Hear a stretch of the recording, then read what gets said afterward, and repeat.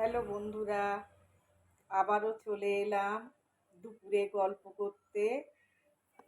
তোমাদের রান্না বান্না হয়ে গেছে? আমারও হয়ে গেছে। চলো তোমাদের সঙ্গে শেয়ার করি কি কি রান্না করেছি। চলো। সকালে একবার হয়ে গেছে আমিষ, গতকাল ছিল একাদশী, তাই এখন নিরামিষ রান্নাটা করছি। এখানে এই টক ডাল বানিয়েছি। আমার ডাল হয়েও এসেছে। ছোট ছেলে বাড়ি নেই, ও এলে তারপরে খাওয়া দাওয়া হবে।